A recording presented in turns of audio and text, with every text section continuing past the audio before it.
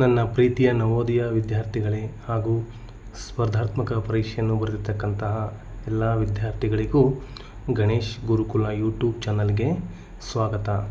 ನಾವು 2021ರ ನವೋದಯ ಅಂಕಗಣಿತಕ್ಕೆ ಸಂಬಂಧಪಟ್ಟಂತಹ ಪ್ರಶ್ನೆ ಪತ್ರಿಕೆಯನ್ನು ಈ ದಿನ ನಾವು ಬಿಡಿಸೋಣ. ನೋಡಿ, ಇಲ್ಲಿ ಪ್ರಶ್ನೆ 41ನೇದು 41ನೇ ಪ್ರಶ್ನೆ 7.7, 7.07, 7.007 ಮತ್ತು 77.0077 ರ ಮೊತ್ತ ಅಂತ ಕೇಳಿದ್ದಾರೆ. ಇಲ್ಲಿ ನಾವು ಇದನ್ನು ಲೆಕ್ಕವನ್ನು ಬಿಡಿಸೋಣ. ಇದು ತುಂಬ ಈಸಿಯಾಗಿರ್ತಕ್ಕಂಥ ಲೆಕ್ಕ. ನೋಡಿ, 7.7, 7.07, 7.007 ಮತ್ತು 77.0077 ಇದನ್ನು ನಾವೀಗ ಮೊತ್ತ ಅಂತ ಕೇಳಿದರೆ ಹಾಗಾಗಿ ಕೂಡಿಸ್ಬೇಕು. ವ್ಯತ್ಯಾಸ ಅಂತ ಕೇಳಿದರೆ ಕಳಿಬೇಕಾಗತ್ತೆ. ಈಗ ನಾವು ಕೂಡಿಸೋಣ. ನೋಡಿ, ಈ ಬಿಂದುವಿನಿಂದ ಅಂದರೆ 7 ಪಾಯಿಂಟ್ ಅಂದರೆ ಇಲ್ಲಿ ನೋಡಿ 77 ಬಂದಿದೆ. ಅದನ್ನು ನಾವು ಬಿಡಿ ಮತ್ತು 10 ಸ್ಥಾನದಲ್ಲಿ ಇದನ್ನು ಬರ್ಕೋಬೇಕು. ಒಂದು ವೇಳೆ ನಾವು ತಪ್ಪಾಗಿ ಇಲ್ಲಿ 77 ಅಂತ ಈ ಕಡೆ ಬರೆದ್ರೆ ಉತ್ತರ ತಪ್ಪಾಗತ್ತೆ. ಹಾಗಾಗಿ ಬಿಡಿ ಸ್ಥಾನದಲ್ಲಿ ಇರ್ತಕ್ಕಂಥವನ್ನ ನಾವು ಬಿಡಿ ಸ್ಥಾನದಲ್ಲಿ ಬರೆದಿದ್ದೀವಿ. 10 ಸ್ಥಾನ ಬಂದಾಗ ಈ ಕಡೆ ಬರಿಬೇಕು, ಸರಿಯಾಗಿ ಬರ್ಕೋಬೇಕು ನಾವು. ಹಾಗಾಗಿ ಈ ರೀತಿ ಬರ್ಕೊಂಡಾಗ ಇದನ್ನು ಕೂಡಿಸ್ಬೇಕು. ನೋಡಿ, 7ಕ್ಕೆ 7, 7 7 14ಕ್ಕೆ 4 ಕೈಲೇ 1, 7 1 8, ನಂತರ 7ಕ್ಕೆ 7, ಇದು 7 4 28, 28ಕ್ಕೆ 8 ಕೈಲೇ 2, 7 2 9 ಅಂದರೆ 98.7847 ಉತ್ತರ ಬಂದಿದೆ. ಇಲ್ಲಿ ನೋಡಿ, ಬಿ ಆನ್ಸರ್ ಸರಿಯಾಗತ್ತೆ. 98.7847. ನಮ್ಮ ಈ ಒಂದು ಗಣೇಶ್ ಗುರುಕುಲ ಯೂಟ್ಯೂಬ್ ಚಾನಲನ್ನು ಸಬ್ಸ್ಕ್ರೈಬ್ ಮಾಡ್ಕೊಳ್ಳಿ. ಹಾಗೆ ಅದನ್ನು ಬೆಲ್ ಐಕನನ್ನು ಬಟನ್ ಪ್ರೆಸ್ ಮಾಡೋದನ್ನು ಮರಿಬೇಡಿ. 42ನೇದು, ಒಂದು ಲಂಬಕೋನ ತ್ರಿಭುಜದಲ್ಲಿ 2 ಲಂಬ ಬದಿಗಳು 5 ಸೆಂಟಿಮೀಟರ್ ಮತ್ತು 12 ಸೆಂಟಿಮೀಟರ್ ಆದರೆ ಅದರ ಪರದೆ ಎಷ್ಟು ಅಂತ ಕೇಳಿದ್ದಾರೆ. ಇಲ್ಲಿ ಅಂದರೆ ಪರದೆ ಅಂದರೆ ಸುತ್ತಳತೆ. ಇಲ್ಲಿ ನೋಡಿ, ನಮಗೆ ಲಂಬಕೋನ ತ್ರಿಭುಜದಲ್ಲಿ ಇಲ್ಲಿ ನೋಡಿ ಬರೆದಿದ್ದೀನಿ. ಇದು ಪೈಥಾಗೋರಸ್ ಪ್ರಮೇಯದ ನಿಯಮಕ್ಕೆ ಒಳಪಡ್ತದೆ. ಏನಪ್ಪ ಅಂದರೆ, ಲಂಬಕೋನಕ್ಕೆ ಅಭಿಮುಖವಾಗಿರುವ ಬಾಹುವಿನ ಮೇಲಿನ ವರ್ಗವು ಉಳಿದೆರಡು ಬಾಹುಗಳ ವರ್ಗಗಳ ಮೊತ್ತಕ್ಕೆ ಸಮ ಅಂತ ಹೇಳಿದ್ದಾರೆ. ಅಂದರೆ ಇಲ್ಲಿ ನೋಡಿ, ಇವುಗಳ 2 ವರ್ಗಗಳ ಮೊತ್ತವು ಈ ಒಂದು ಕೋನಕ್ಕೆ ಸಮವಾಗಿರುತ್ತದೆ ಅಂತ ಅದರ ಅರ್ಥ. ಇಲ್ಲಿ ನೋಡಿ, ಈಗ ನಮಗೆ 2 ಕೋನಗಳನ್ನು ಕೊಟ್ಟಿದ್ದಾರೆ. ಈಗ ನಾವು ಮೊದಲು ಈ 3ನೇ ಕೋನವನ್ನು ಎಷ್ಟು ಅಂತ ಕಂಡುಹಿಡಿಬೇಕು, ಸುತ್ತಳತೆ. ಆಗ ನಾವು 3ದು ಸುತ್ತಳತೆಯನ್ನು ಕಂಡುಹಿಡಿಬೋದು. ನೋಡಿ, ಇದ್ರದ್ದು ನಮಗೆ ಅಳತೆ ಗೊತ್ತಿಲ್ಲ. ಈಗ ABC ಅಂತ ಹಾಕ್ಕೊಂಡಿದ್ವಿ. ಇಲ್ಲಿ ನೋಡಿ, AC² ಇದು ಯಾರು ಗೊತ್ತಿಲ್ಲ, ಹೊರ ಹಾಕ್ಕೊಂಡಿದ್ದೀವಿ. AC² AB² ಮತ್ತು BC². ಇದು ಪೈಥಾಗೋರಸ್ ನಿಯಮದ ಪ್ರಕಾರ ಮಾಡ್ತಾಯಿದ್ದೀವಿ. AB² ನೋಡಿ 5ಕ್ಕೆ 5 ಬರ್ಕೊಂಡಿದ್ವಿ, 5² ಪ್ಲಸ್ BC² ಅಂದರೆ 12² ಮಾಡಿದ್ದೀವಿ. ನಂತರ ನೋಡಿ, ಇದು 5ರ ಘಾತ 2 ಪ್ಲಸ್ 12ರ ಘಾತ 2 ಬಂದಿದೆ. 5ರ ಘಾತ 2 ಅಂದರೆ ಅದರ ಆನ್ಸರ್ ಎಷ್ಟಾಗುತ್ತೆ, 25 ಬರ್ತದೆ. ಮತ್ತು ಪ್ಲಸ್ 12ರ ಘಾತ 2 ಅಂದರೆ 144 ಆಗುತ್ತೆ. ಅಂದರೆ 5ನ್ನು 2 ಸರಿ ಗುಣಿಸಬೇಕು, 12ನ್ನು 2 ಸರಿ ಗುಣಿಸಿದ್ರೆ ಉತ್ತರ 144 ಬರುತ್ತೆ. ಈಗ ಎರಡನ್ನು ಕೂಡಿಸಿದ್ವಿ ನಾವು. 144 25 169 ಬಂತು. ಅಂದರೆ AC² ಎಷ್ಟಾಗಿದೆ ಈಗ, 169 ಆಯಿತು.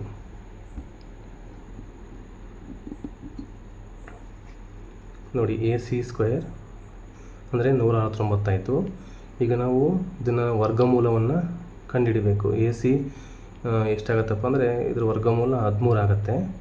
ನೋಡಿ, ನಾವು ವರ್ಗಮೂಲವನ್ನು ಆದಷ್ಟು ಅಭ್ಯಾಸವನ್ನು ಮಾಡಬೇಕು.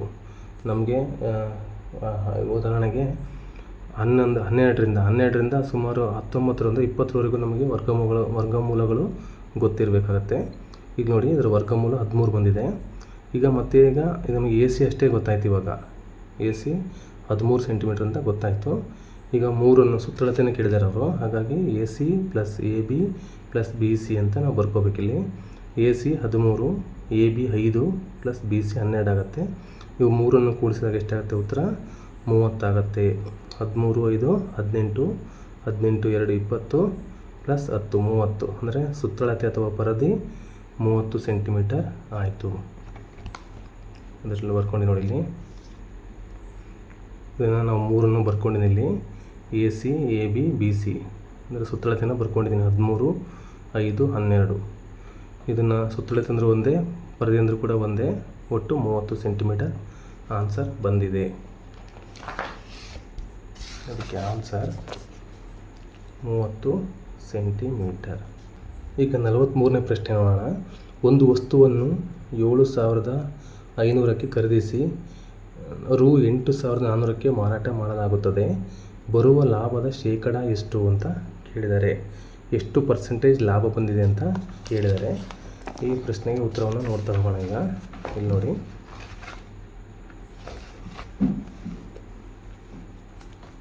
ನೋಡಿ, ಮಾರಾಟದ ಬೆಲೆ 8400, ಖರೀದಿ ಬೆಲೆ 7500. ಲಾಭ ಎಷ್ಟಾಯ್ತು? ಈಗ 8400ರಲ್ಲಿ 7500 ಹೋದರೆ 900 ಉಳೀತು, ಅಂದರೆ ಲಾಭ 900 ರೂಪಾಯಿ ಆಯ್ತು ಇಲ್ಲಿ. ಈಗ ನಮಗೆ ಶೇಕಡ ಲಾಭ ಬೇಕು. ಶೇಕಡ ಲಾಭ ಅಂದರೆ ಅವ್ನು ಖರೀದಿ ಮಾಡಿದ ಎಷ್ಟಕ್ಕೆ? 7500 ಖರೀದಿ ಮಾಡಿದ, ಅಂದರೆ 7500ಕ್ಕೆ 900 ಲಾಭ ಆಯಿತು. ಇದನ್ನು ಸರಿಯಾಗಿ ಅರ್ಥ ಮಾಡ್ಕೊಳ್ಳಿ. 7500ಕ್ಕೆ 900 ಲಾಭ ಆಯಿತು. ಹಾಗಾದರೆ 100ಕ್ಕೆ ಎಷ್ಟು ಅಂತ ನೋಡಿ. ಈ 2 ಸೊನ್ನೆಗೂ ಈ 2 ಸೊನ್ನೆಗೂ ಹೋಯಿತು. ಈಗ 75, ಇಲ್ಲಿ 900 ಉಳಿದಿದೆ. 15ರಿಂದ 15 ಇಲ್ಲೇ 75, 15 6 90. ಈ ಸೊನ್ನೆನ ಇಲ್ಲಿ ಬರ್ಕೊಂಡಿದ್ದೀನಿ, ಇಲ್ಲೇ ಸೊನ್ನೆನ ಆಗಿದೆ. ಈಗ ನೋಡಿ, 5 1 5, ಇದು 5 1 5, ಇಲ್ಲಿ 1 ಉಳಿತು. 5 2 10, ಅಂದರೆ 5 12 60 ಭಾಗ ಆಗುತ್ತೆ. ಈಗ ನಮಗೆ 12 ಮಾತ್ರ ಉಳಿತು. ಇಲ್ಲಿ ನೋಡಿ, ಶೇಕಡ ಲಾಭ ಎಷ್ಟಾಯಿತು? 12% ಲಾಭ ಬಂದಿದೆ. ಇದಕ್ಕೆ ಉತ್ತರ 12%. ಇಲ್ಲಿದೆ ನೋಡಿ, ಆನ್ಸರ್ ಸಿ. ಇದಕ್ಕೆ ಆನ್ಸರ್ ಸಿ ಕರೆಕ್ಟ್ ಆಗುತ್ತೆ.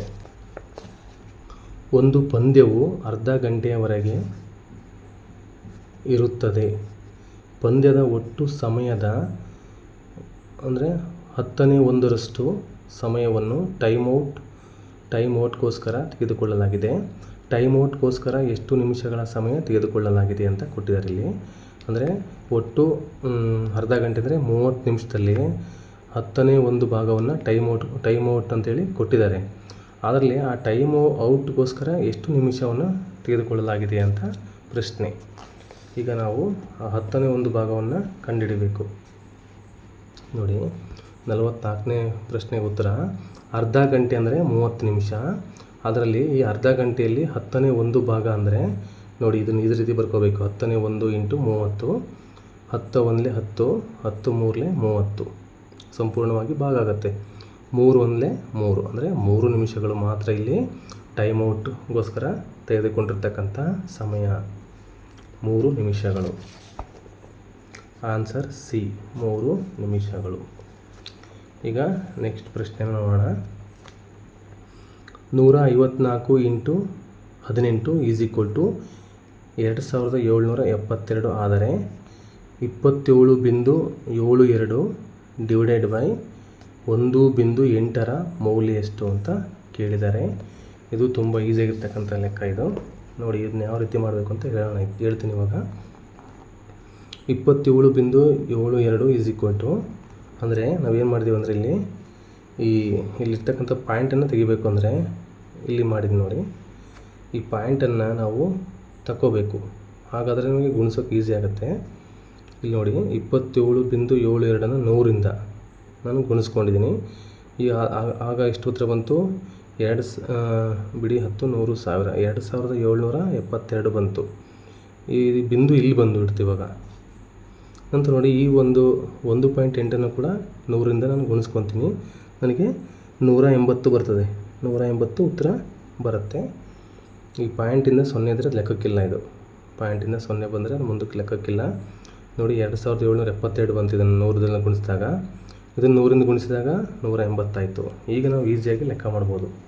ಅಂದರೆ ದಶಮಾಂಶವನ್ನು ಪೂರ್ಣ ಸಂಖ್ಯೆ ಮಾಡಿಕೊಳ್ಳಲು 100ರಿಂದ ನಾವು ಗುಣಿಸಿದ್ದೇವೆ ಇಲ್ಲಿ. ಈಗ ನೋಡಿ, ಈ 180ರಿಂದ 2772 ನಾವು ಭಾಗಿಸ್ಬೇಕು. ನೋಡಿ, ಭಾಗಿಸಿದಾಗ ನೋಡಿ, 180 1 180, ಇಲ್ಲಿ 7ರಲ್ಲಿ 0 ಹೋದರೆ 7, 7ರಲ್ಲಿ 8 ಹೋಗಲ್ಲ, 17ರಲ್ಲಿ 8 ಹೋದರೆ 9, ಇಲ್ಲಿ 1ರಲ್ಲಿ 1 0, 97 ಬಂತು ಉತ್ತರ. ಈ ಎರಡನ್ನ ಹಾಗೆ ಇಳಿಸ್ಕೊಂಡ್ವಿ. ಈಗ ಇಲ್ಲಿ ನೋಡಿ 185ಲೇ 900 ಆಗುತ್ತೆ. ಇಲ್ಲಿ 72 ಮಾತ್ರ ಉಳಿತು, ಪಾಯಿಂಟ್ ಕಟ್ಟಿ 0 ಇಳಿಸ್ಕೊಂಡ್ವಿ. ಈಗ 184ಲೇ 720 ಸಂಪೂರ್ಣವಾಗಿ ಭಾಗ ಆಯಿತು. ಇವಾಗ ಇದಕ್ಕೆ ಆನ್ಸರ್ 15.4 ಬಂದಿದೆ. 15.4 ಉತ್ತರ ನೋಡಿ. ಇದಕ್ಕೆ ಆನ್ಸರ್ ಬಿ ಸರಿಯಾಗುತ್ತೆ, 15.4. ನೋಡಿ ಈಗ ನೆಕ್ಸ್ಟ್ ಲೆಕ್ಕ. ಇದುವರೆಗೂ ನಮ್ಮ ಗಣೇಶ್ ಗುರುಕುಲ ಚಾನಲನ್ನು ಯಾರ್ಯಾರು ಸಬ್ಸ್ಕ್ರೈಬ್ ಮಾಡ್ಕೊಂಡಿಲ್ಲ ಅವರು ಸಬ್ಸ್ಕ್ರೈಬ್ ಮಾಡ್ಕೊಳ್ಳಿ.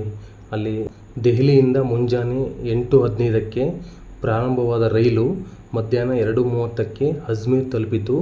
ದೆಹಲಿಯಿಂದ ಅಜ್ಮೀರ್ ತಲುಪಲು ರೈಲು ತೆಗೆದುಕೊಂಡ ಸಮಯ ಎಷ್ಟು ಅಂತ ಕೇಳಿದ್ದಾರೆ. ಇಲ್ಲಿ ಆಲ್ರೆಡಿ ಕೊಟ್ಟಿದ್ದಾರೆ, ಅದನ್ನು ನಾವು ಕೂಡಿಸ್ಬೇಕಷ್ಟೇ. ಇವಾಗ ನೋಡಿ, ಇಲ್ಲಿ ನೋಡಿ,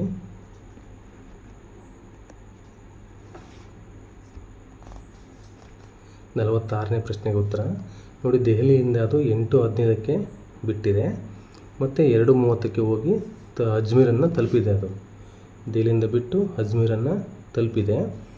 ಈಗ ಇಲ್ಲಿ 8:15ಕ್ಕೆ ಬಿಟ್ಟಿತ್ತು, 2:30ಕ್ಕೆ ಹೋಗಿ ತಲುಪಿದೆ. ಇದರ ನಡುವೆ ಈಗ ಎಷ್ಟು ಸಮಯ ಆಯಿತು, ದೆಹಲಿಯಿಂದ ಅಜ್ಮೀರ್ ಹೋಗಲಿಕ್ಕೆ ಎಷ್ಟು ಸಮಯ ಆಯಿತು ಅಂತ ಕಂಡುಹಿಡಿಬೇಕು. ನೋಡಿ, 8:15ರಿಂದ 9:15ಕ್ಕೆ 1 ಆಗುತ್ತೆ, 9:15ರಿಂದ 10:15ಕ್ಕೆ 2 ಗಂಟೆ, ನಂತರ 11:15ಕ್ಕೆ 3 ಗಂಟೆ, 12:15ಕ್ಕೆ 4 ಗಂಟೆ ಆಗುತ್ತೆ, 1 ಗಂಟೆ 15 ನಿಮಿಷಕ್ಕೆ ಓದ್ಕೊಳ್ಳೋಕ್ಕೆ 5 ಗಂಟೆ ಆಗುತ್ತೆ. ಇಲ್ಲಿ ನೋಡಿ, ನಾವು 12ರಿಂದ 13 ಅಂತ ಮಾಡಬಾರ್ದು, ಏಕೆ ಸಮಯವನ್ನು ನಾವು ಈ ರೀತಿಯಾಗಿ ಲೆಕ್ಕ ಮಾಡಬೇಕಾಗತ್ತೆ. ನಂತರ ನೋಡಿ 2:15ಕ್ಕೆ 6 ಗಂಟೆ ಆಗುತ್ತೆ. ನಂತರ ನೋಡಿ 2:15ಕ್ಕೆ 2:30ಕ್ಕೆ ಮುಟ್ಟಿದೆ, ಇನ್ನು 1/4 ಗಂಟೆ ಉಳಿತು, ಅಂದರೆ 15 ನಿಮಿಷ ಉಳಿತು. ಹಾಗಾಗಿ 6 ಗಂಟೆಗೆ 15 ನಿಮಿಷ ಸೇರಿದಾಯಿತು. ಇದು ಕರೆಕ್ಟಾಗಿ 2 ಗಂಟೆ 30 ನಿಮಿಷ ಆಗುತ್ತೆ, ಅಂದರೆ 6 ಗಂಟೆ 15 ನಿಮಿಷ ಇದು ತೆಗೆದುಕೊಂಡಿದೆ ಸಮಯವನ್ನು. 6 ಗಂಟೆ 15 ನಿಮಿಷ ಇದು ಸಮಯ ತೆಗೆದುಕೊಂಡಿದೆ. ಇದು ಯಾವಾಗ ಮುಟ್ಟಿತಪ್ಪ ಅಂತ ಕೇಳಿದರೆ ಒಂದು ವೇಳೆ ಅವರು ನಾವು PM-ಗೆ ಅಂತ ಬರಿಬೇಕಿತ್ತು. ಇಲ್ಲಿ 6 ಗಂಟೆ 15 ನಿಮಿಷ ಮತ್ತು ಮಧ್ಯಾಹ್ನ PM-ಗೆ ಇದು ಮುಟ್ಟಿದೆ ಅಂತ ಇಲ್ಲಿ ಬರಿಬೇಕಾಗಿತ್ತು. ಅವ್ರು ಕೇಳಿಲ್ಲ, ಇಲ್ಲಿ ಸಮಯ ಮಾತ್ರ ಕೇಳಿದ್ದಾರೆ. 6 ಗಂಟೆ 15 ನಿಮಿಷಕ್ಕೆ ಅದು ಅಜ್ಮೀರನ್ನು ತಲುಪಿದೆ. ಇದಕ್ಕೆ ಆನ್ಸರ್ ಬಿ ಸರಿಯಾಗುತ್ತೆ, ಬಿ ಆನ್ಸರ್ ರೈಟ್. ಈಗ ಇನ್ನೊಂದು ಲೆಕ್ಕ ನೋಡೋಣ ನಾವು. 47ನೇ ಲೆಕ್ಕ. x/25 = 196/x ಆದರೆ ಎಕ್ಸ್ನ ಮೌಲ್ಯ ಎಷ್ಟು ಅಂತ ಕೇಳಿದ್ದಾರೆ. ಇದು ತುಂಬ ಈಸಿಯಾಗಿರ್ತಕ್ಕಂಥ ಲೆಕ್ಕ ನೋಡಿ. ಇಲ್ಲ ಮಾಡಿದ್ದೀನಿ ಆಲ್ರೆಡಿ. ನೋಡಿ, x/25 = 196/x ಅಂತಂದಾಗ ನಾವು ಏನು ಮಾಡಬೇಕು ಅಂದರೆ ಓರೆ ಗುಣಾಕಾರ ಮಾಡ್ಕೋಬೇಕು. ಇದೇ ರೀತಿಯಾಗಿ ಓರೆ ಗುಣಾಕಾರ ಮಾಡ್ಕೋಬೇಕು. x × x x² ಆಗುತ್ತೆ. ಈ 25ಗೆ 25 ಬರ್ಕೊಂಡಿದ್ದೀನಿ, 196ಕ್ಕೆ × 196 ಬರ್ಕೊಂಡಿದ್ದೀನಿ. ಇಲ್ಲಿ x² ಇರೋದ್ರಿಂದ ಇವನ್ನೆರಡನ್ನು ನಾವು ವರ್ಗಮೂಲವನ್ನು ಕಂಡುಹಿಡ್ಕೋಬೇಕು. x ಅಂತ ಬರ್ಕೊಂಡಿಲ್ಲಿ, ಅಂದರೆ ಇಲ್ಲಿ ತೆಗೆದಿದ್ದೀವಿ. ಈಗ ನಾವು ವರ್ಗಮೂಲ ಕಂಡುಹಿಡಿದ್ರಿಂದ ಇದನ್ನು x ಅಂತ ಮಾಡ್ಕೊಂಡ್ವಿ. 25ರ ವರ್ಗಮೂಲ 5, 196ರ ವರ್ಗಮೂಲ 14, 14×5 = 70, ಅಂದರೆ ಎಕ್ಸ್ನ ಮೌಲ್ಯ ಎಷ್ಟಾಗುತ್ತೆ, 70 ಆಗುತ್ತೆ. 10ರಿಂದ 20ರವರೆಗೂ ವರ್ಗಮೂಲಗಳನ್ನು ನೀವು ಕಂಡುಹಿಡ್ಕೋಬೇಕು. ಈ ರೀತಿ ಕಂಡುಹಿಡಿದ್ರೆ ನಿಮಗೆ ಎಕ್ಸಾಮಲ್ಲಿ ಅನುಕೂಲ ಆಗುತ್ತೆ ಅಂತ ಹೇಳ್ತಾ, ಇದುವರೆಗೂ ಗಣೇಶ್ ಗುರುಕುಲ ಯೂಟ್ಯೂಬ್ ಚಾನಲನ್ನು ಯಾರ್ಯಾರು ಸಬ್ಸ್ಕ್ರೈಬ್ ಮಾಡ್ಕೊಂಡಿಲ್ಲೋ ನಿಮಗೆಲ್ಲ ಇದು ವಿಡಿಯೋ ಇಷ್ಟ ಆಗಿದೆ ಅಂತ ಅಂದ್ಕೊತೀನಿ. ಎಲ್ಲರೂ ಇದನ್ನು ಸಬ್ಸ್ಕ್ರೈಬ್ ಮಾಡ್ಕೊಳ್ಳಿ, ಬೆಲ್ ಐಕಾನ್ನ ಪ್ರೆಸ್ ಮಾಡಿ, ನಿಮಗೆ ನೋಟಿಫಿಕೇಷನ್ ಬರ್ತದೆ ಅಂತ ಹೇಳ್ತಾ ಎಲ್ಲರಿಗೂ ಧನ್ಯವಾದಗಳು.